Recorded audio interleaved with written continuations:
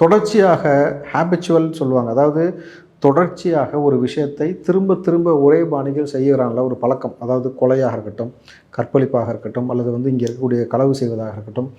குறிப்பாக களவு இதுக்குள்ளே வராது. கொலை, கற்பழிப்பு, இது போதை மருந்து கடத்தல், இது போன்ற விஷயங்கள்லாம் பார்த்தீங்கன்னா, தொடர்ச்சியாக இது ஒருத்தர் தொடர்ச்சியாக செய்கிறான்னா, அவன் மீது தான் குண்டாஸ் போடணும். இப்போ குண்டாஸ் யார் மீது வழக்கு பதியணும் அப்படின்ற விஷயமே முதல்ல காவல்துறைக்கு தெரியலையான்னு ஒரு கேள்வி இங்கே இருக்குது. சவுக்கு சங்கர் ஒரு விஷயத்தை செஞ்சார், தொடர்ச்சியாக நீங்கள் அவர் மீது குண்டாஸ் போட்டு ஆஜராகலை நீதிமன்றத்தில்ன்றதுக்காக நீங்கள் அவர் கைது பண்ணுறீங்க.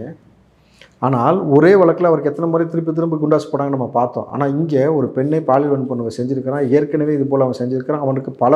அவன் மீது பல வழக்குகள் இருக்கணும் பொழுது இவன் மீது ஏன் இன்னும் குண்டாஸ் போடலை? இந்த பாலியல் அத்துமீறல் செஞ்ச அந்த நபருக்கு 3 மனைவிகள்னு சொல்லப்படுது. கூடுதலாக 2 காதலிகள், 2 காரு, சொகுசு பங்களாக்கள் இருக்குது. ஆனால் இதுலேயும் ஒரு கேள்வி என்னன்னாக்கா, இவன் மனைவியாக அடுத்தடுத்த நபர்களிலிருந்து தொடர்ச்சியாக உள்ளே கொண்டு வந்தது இது போன்ற பிள்ளைகளை மிரட்டி பாலியல் வன்கொடுமை செஞ்சு மனைவியாக காதலியாக வைத்து கொண்டு இருக்கிறானா அப்படின்றது அதுவும் விசாரணைக்கு உட்பட்டது. அப்போ இதில் சட்டம் என்ன சொல்லணும்? பலமுறை நம்ம சொன்ன கோரிக்கையை நீதிபதி அவர்கள் அவர்களுடைய பார்வைக்கு இது போச்சுனாக்கா பெரிதாக உதவும்.